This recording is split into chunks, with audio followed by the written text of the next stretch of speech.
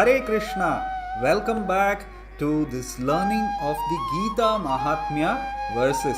You have already learned verse 1. Now we are going to learn verse 2. You know what is the process of learning? If you do not know and if you have just landed on verse 2, then I request you to go back to verse 1 and listen to the instructions and understand how we have to learn the verse and then come back here. It will always be good if we go in order. So we are going to go word by word, line by line, 2 lines by 2 lines, and all the 4 lines together. Now here in this verse, the first word, which is Gita Dhyayana, is a combination of 2 Sanskrit words, Gita and Adhyayana. Adhyayana means to study or to read. So when I go word by word, I will split this word into 2 as Gita and Adhyayana. Do not get confused. When I recite the entire line, I will combine both the words and then recite. So I'll just split it so that it is easier for you to understand. Let's get started. Gita Adhyayana Shilasya Gitadhyayana Shilasya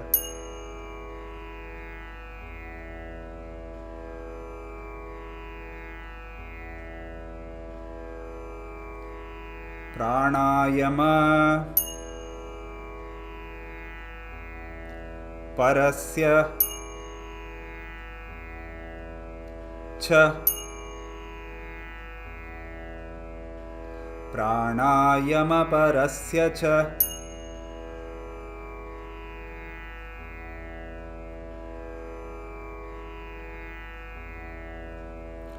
Naiva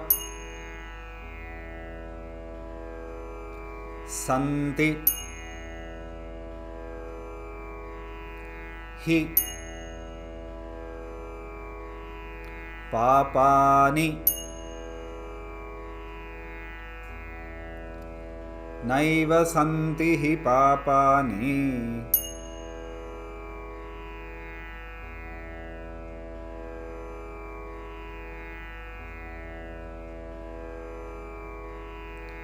Purva Janma Kritani Cha Purva Janma Kritani Cha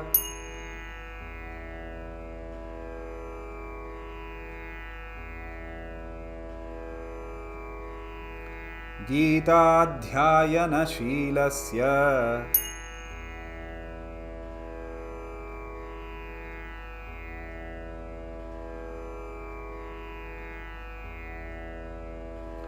Pranayama Parasya Cha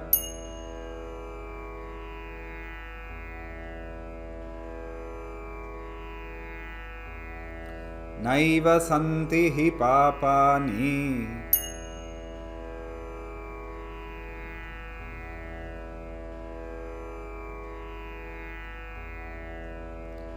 Purva Janma Kritani Cha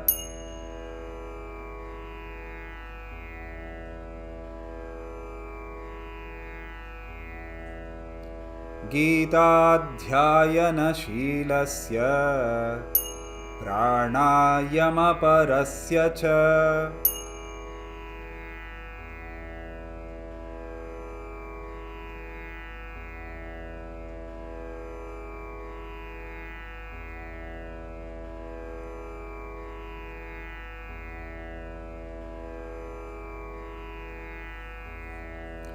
Naiva Santi Hi Papani Purva Janma Kritani Cha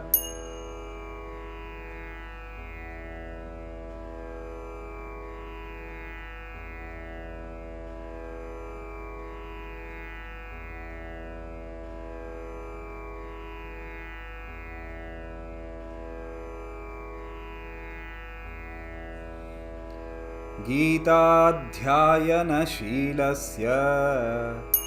प्राणायामपरस्य च नैव सन्ति हि पापानि पूर्वजन्मकृतानि च।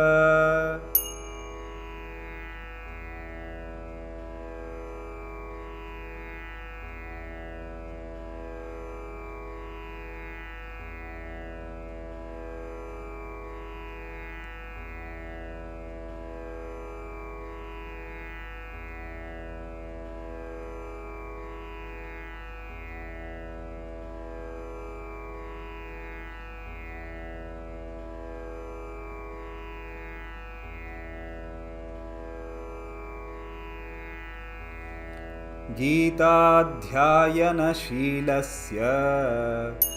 प्राणायामपरस्य च नैव सन्ति हि पापानि पूर्वजन्मकृतानि च।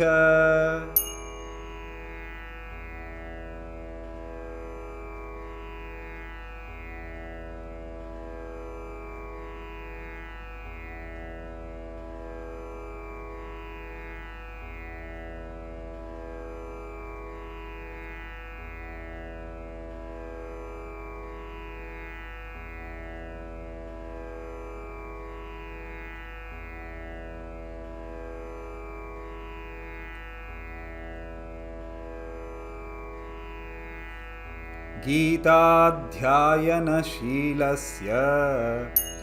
प्राणायामपरस्य च नैव सन्ति हि पापानि पूर्वजन्मकृतानि च।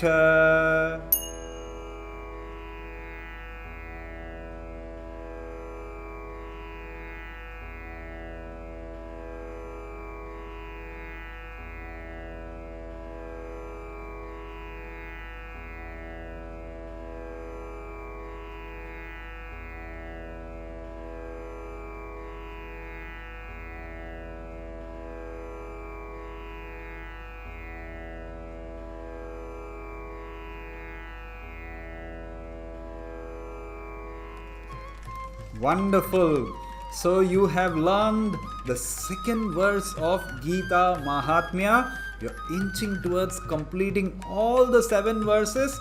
I hope in the next 5 sessions you will complete the remaining 5 verses and you would have memorized these verses and you'll be able to quote and tell others what are the glories of the Bhagavad Gita.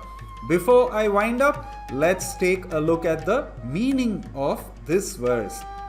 If one reads Bhagavad Gita very sincerely and with all seriousness, Gita Adhyayana Shilasya, then by the grace of the Lord, the reactions of his past misdeeds will not act upon him. Naiva santihi papani. Many sinful reactions may be there from Purva Janma Krita. What has been performed in the previous births, they will not act at all, because by reading the Bhagavad Gita, learning the Bhagavad Gita, understanding the Bhagavad Gita, all these sinful reactions will be burned away. This is the amazing benefit of reading the Bhagavad Gita. And now you know this amazing benefit. I will see you soon in the next session. Hare Krishna.